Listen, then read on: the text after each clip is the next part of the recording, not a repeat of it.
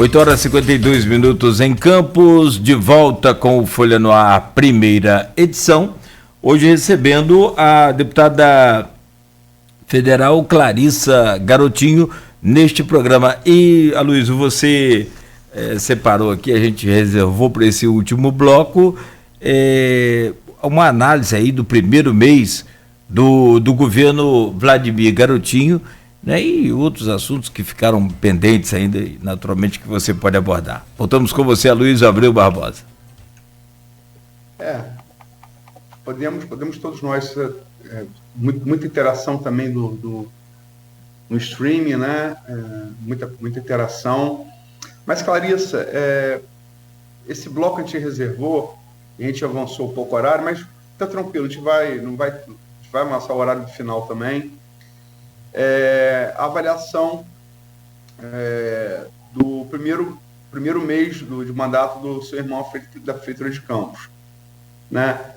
Eu geralmente, quando peço isso, eu peço para a pessoa dar uma nota. Eu não gosto de 0 a 10, porque acho que tem que ser de 5 a 10, né? Logicamente que você vai dar uma nota, vai ser generosa, não vai ser uma nota, é seu irmão. Mas por exemplo, ontem aqui, Bruno Dauari deu 9,5 para o primeiro mês do governo Vladimir. No dia anterior, Chico D'Angelo, seu colega de bancada fluminense na Câmara Federal, deu 6,5. É uma diferença boa aí. Que nota você dá ao primeiro mês do governo do seu irmão e por quê? Eu não vou dar nota, porque, primeiro que eu sou irmã, né? Então a minha nota nota de irmã não vale. Eu não vou dar nota, até porque quem tem que dar nota é a população que elegeu o Vladimir, né? É ela que tem que avaliar. Mas eu quero deixar aqui para a população uma mensagem, para que antes dela avaliar os 30 primeiros dias, né, possa entender o momento e a dificuldade que a gente tem vivido, né? Vladimir assumiu com a folha de dezembro aberta, com o 13º atrasado, tendo que pagar o salário dele em janeiro, que vence agora em fevereiro. Recebeu o município com 3 milhões em caixa, tendo que pagar uma folha de mais de 100. Realmente não é uma tarefa fácil, né? Então, o que a gente está fazendo nesse momento, o prefeito Vladimir está organizando a casa, tem conversado com muitos deputados federais, né? O deputado Hugo Leal também já esteve em Campos, né? Também já se comprometeu a ajudar a trazer recursos para a cidade. Então, a gente tem aberto um ciclo de relacionamentos para a gente conseguir ajudar a tirar Campos dessa situação tão difícil. Além disso, assumiu no meio de uma crise, né? Começamos agora a campanha de vacinação, né? Muitas pessoas em Campos já foram vacinadas. O Vladimir começou a divulgar a lista, né, de pessoas vacinadas, que é muito importante para evitar o fura-fila que a gente está vendo acontecer aí no Brasil todo. É difícil controlar o que acontece na ponta, mas, ou seja, assumiu no meio do caos financeiro e tendo que implementar um calendário de vacinação, né, de uma disputa por essa vacina que está muito grande. Então, eu acho que ele está saindo muito bem, porque ele não tem dormido. Ontem já era mais de meia-noite, ele estava mandando mensagem para mim, né, sugerindo algumas alternativas para a gente buscar em Brasília, e ele tem feito isso. E, além disso, ele está na rua. Eu acho que ele está fazendo o que é importante. Além dele estar fazendo essa articulação política e cuidando da administração, ele tem ido para as ruas, né? Quem acompanha ele no dia a dia está vendo, né? Indo para a rua para ver buraco, e manda tapar o buraco, e vai olhar a situação dos hospitais. Fechou um convênio, né, com a Prefeitura de Duque de Caxias, conseguiu leitos novos para tratar da Covid, né? Porque a gente está vendo essa explosão de casos.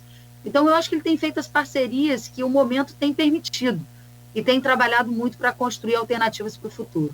Então, eu, como irmã, eu não posso dar nota, porque a minha nota seria 10. Mas eu quero deixar essa avaliação para a população. Acho que 30 dias é um período muito curto para se fazer qualquer tipo de avaliação. No mínimo, você tem que esperar os primeiros 100 dias de governo para fazer uma avaliação de como é que está o rumo, se está caminhando, se está avançando, se está estagnado, se está retrocedendo. Apesar de que retroceder é muito difícil, dada a administração muito ruim que Campos vivia. Esse período de 100 anos é emblemático, né? 100 dias, desculpa. 100 anos vai ser emblemático sempre, é um século. É emblemático a partir do segundo reinado de Napoleão na França, né, que terminou na Batalha de Waterloo. E definiu ali o final do século XVIII e já no século XIX. Mas em referência ao governo anterior, que você volta e meia usa essa analogia, Rafael, quando assumiu, ele foi em 2017 à Câmara e pediu um ano de paciência à população, né? Pelo que ele disse ter encontrado do governo da sua mãe. Vladimir, aqui nesse mesmo programa, ele pediu 4 anos, independente de qual extensão de tempo seja necessária para ter o quadro da administração. Você acha que a população vai ter tanta paciência assim? 4 anos? A população é tolerante desde que ela veja, né, que não se faz uma gestão apenas olhando para o passado.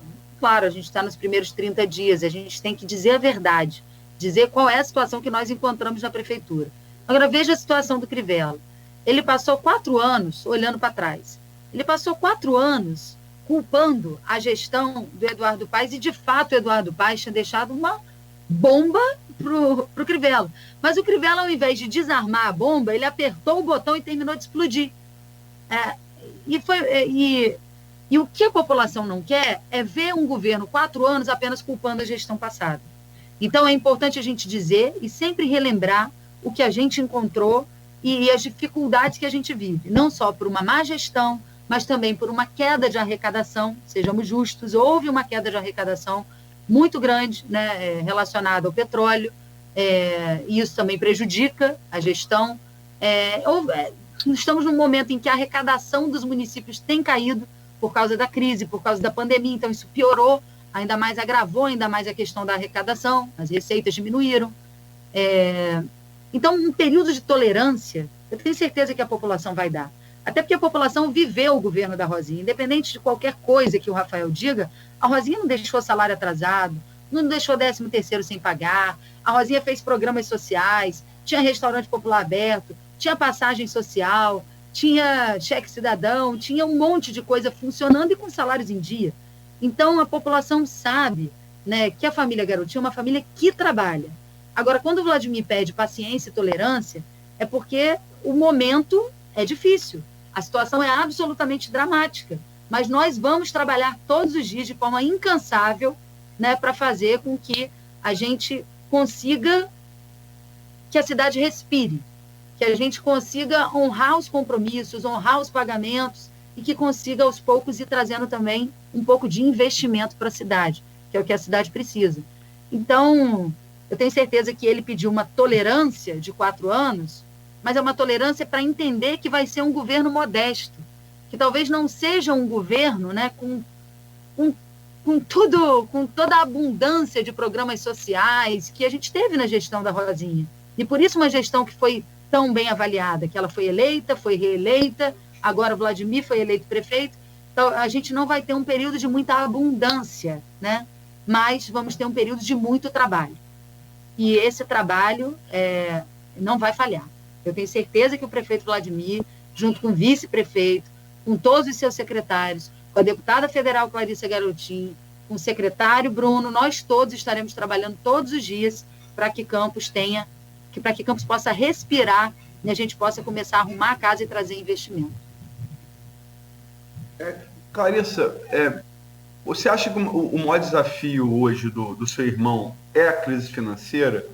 E em caso afirmativo, pergunta aqui o Maurício Forel Batista, que é frequentador assíduo aqui do programa desde o início, né, e participante.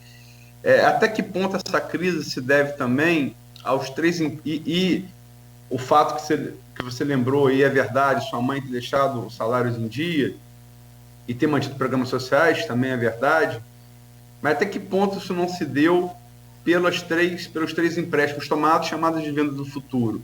E não foi uma rolagem de problema que se agravou pelos motivos que você já disse aí, queda da arrecadação de petróleo, 2 PEs zeradas pela primeira vez em 20 anos, mais a crise da Covid.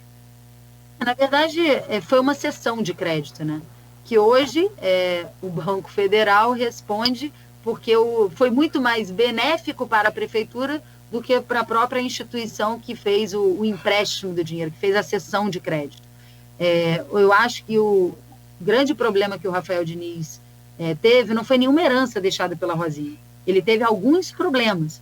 O primeiro problema, que é um problema que o Vladimir também está enfrentando, é a queda da arrecadação. Houve uma queda da arrecadação, isso é fato, isso é inegável. A diferença é que o governo do Rafael se afundou no problema.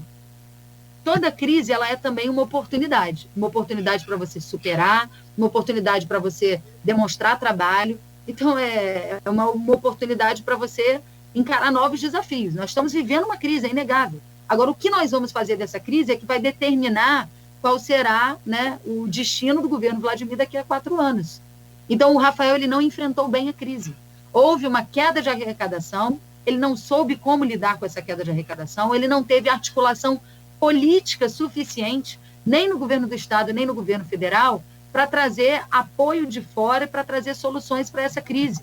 Cessão de crédito, isso acontece em todos os lugares, a Prefeitura de Campos não foi a única a fazer cessão de crédito, mas o Rafael não foi capaz de fazer uma nova cessão de crédito, por exemplo, né, porque ele não teve articulação política suficiente. Então, o que a população quer ver é resultado.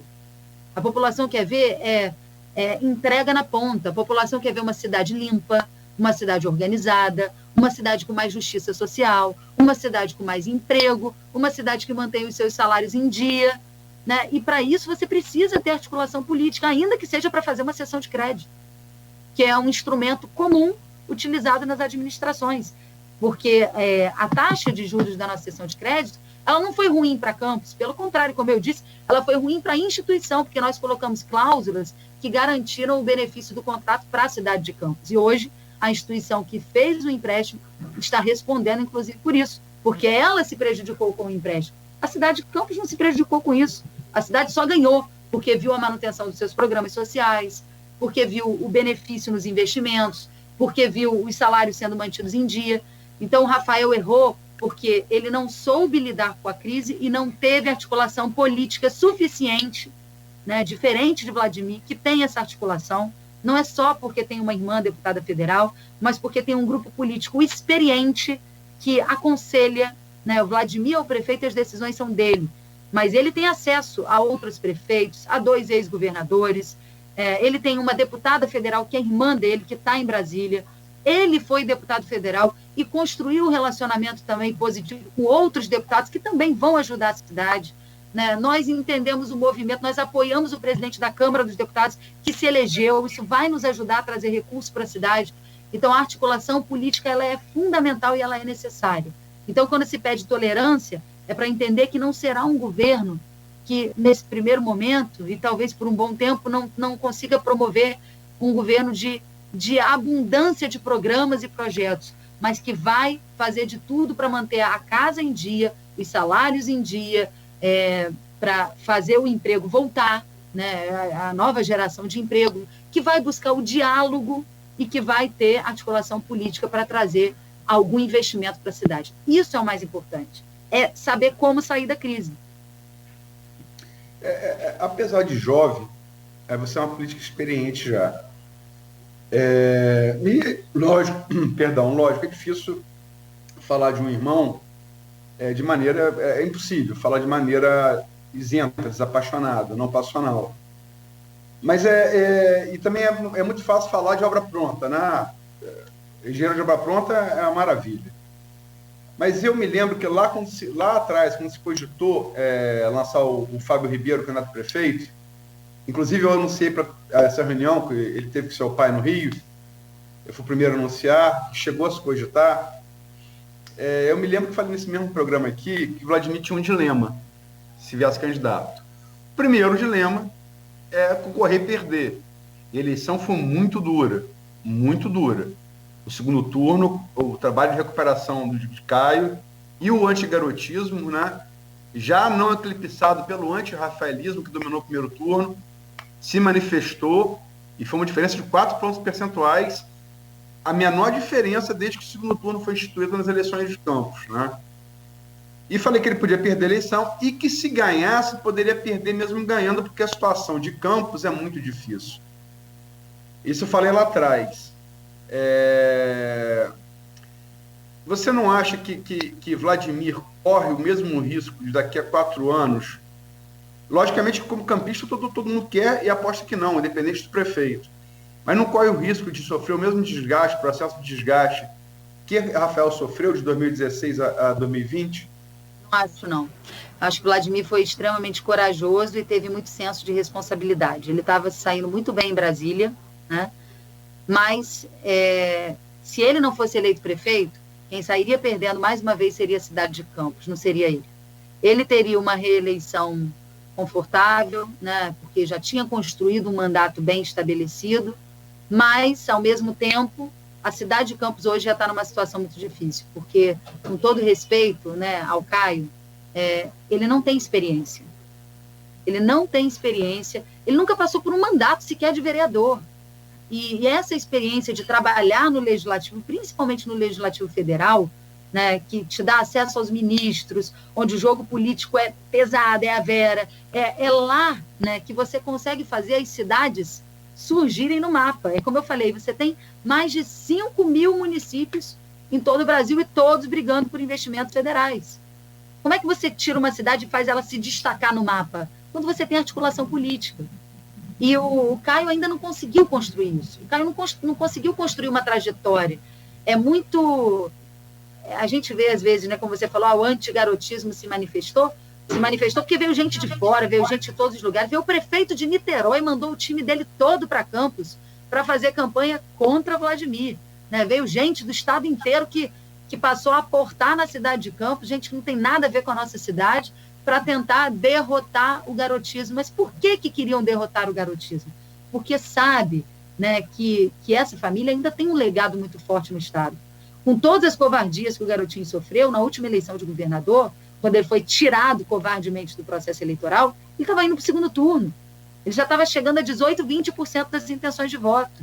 Então, quando você tem trabalho reconhecido, né, você tem, e principalmente um estilo, né? Você falou, o garotinho ele tem um estilo muito parecido com o do Bolsonaro, que é um estilo de se posicionar, é um estilo de...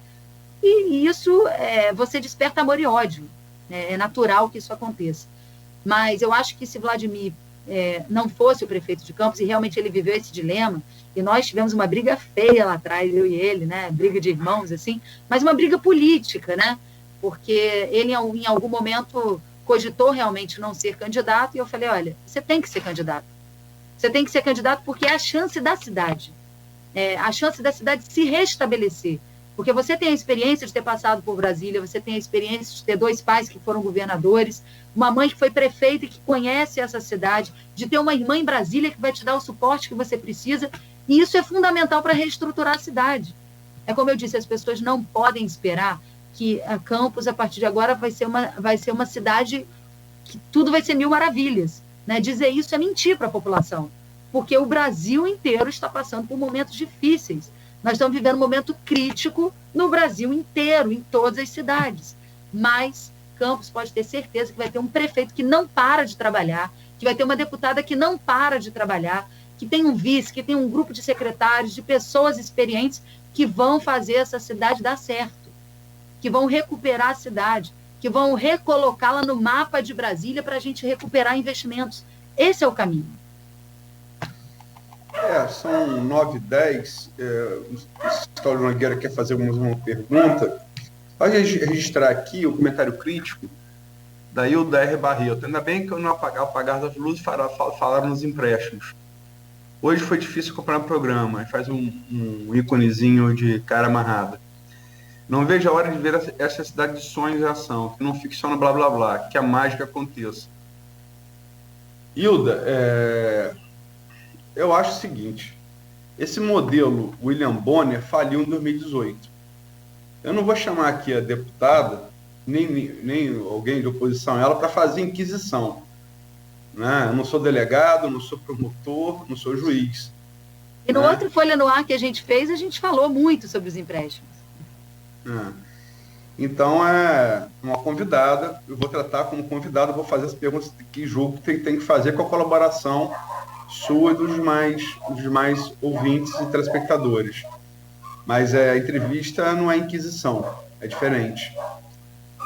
Mas está aqui registrada a sua crítica e acho que toda crítica é bem-vinda, tá bom? Nogueira? Uhum.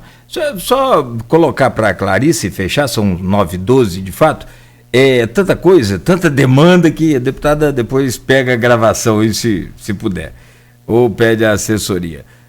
Nós recebemos aqui no início da semana, segunda-feira, o presidente da Asflucan, o Tito Hinojosa, e ele também, aliás, fez uma parceria fantástica com o pessoal o Renato Abreu, né, e comprou aí uma máquina, está limpando, começou a limpar já alguns canais independente de governo do estado, o que é um gravíssimo problema aqui para a região, que quer ser, tem a sua vocação agrícola muito forte, porém tem 1.470 quilômetros de canais artificiais, um dos maiores sistemas artificiais de irrigação do mundo, e porém vive nesse dilema que você sabe que é a questão de limpeza, burocracia para a máquina. Você mesmo já fez a emenda aí, já está correndo atrás para que ela saia do papel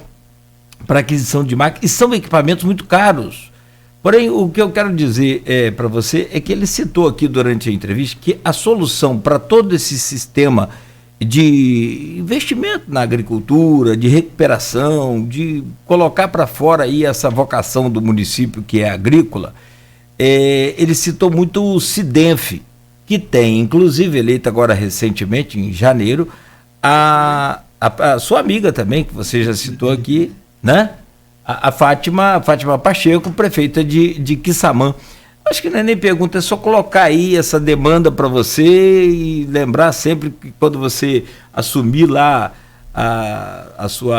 o seu cargo à frente aí da Comissão de Agricultura, e eu torço por isso, e pecuária, acho muito importante para a nossa região, acho fantástico, a oportunidade é extraordinária, assim como Minas Energia também, só colocar que você convide aí o pessoal do SIDENF, das Asflucan, se possível.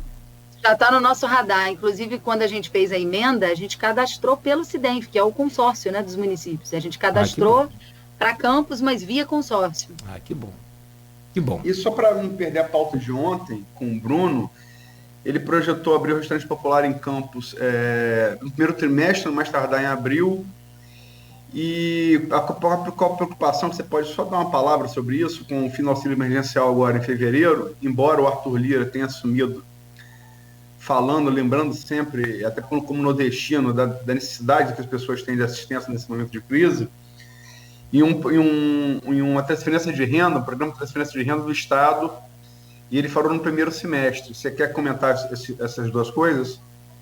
Aloysio, eu prefiro não comentar, eu prefiro falar mais do meu trabalho, porque eu não sei, né, no dia a dia da secretaria, como é que está o andamento disso. Eu já fui secretária, reabri 3 restaurantes populares em um ano e ainda tive o processo de municipalizar, né, ele não precisa fazer esse procedimento, porque já é do Estado, e os trâmites burocráticos são muito grandes. A capacidade de execução que você tem que ter para fazer a licitação, reabrir, isso tudo, né, a máquina, ela tem um consumo de energia muito grande, porque a burocracia, às vezes, consome e emperra determinadas coisas. Então, eu prefiro não me envolver em prazos, porque eu não sei, efetivamente, como é que está o andamento disso dentro da secretaria. Tá ok, Clarice. Desculpa. Agradecer a você pela entrevista, sucesso em Brasília, Campos vai precisar muito da sua atuação. E vamos ver aí, né, o Brasil com Arthur Lira, com Rodrigo Pacheco, que Rodrigo Pacheco é uma incógnita ainda, né? Vamos ver como é que vai ficar. O discurso dele, né, na sessão do Congresso, foi um discurso muito equilibrado e muito elogiado por todos.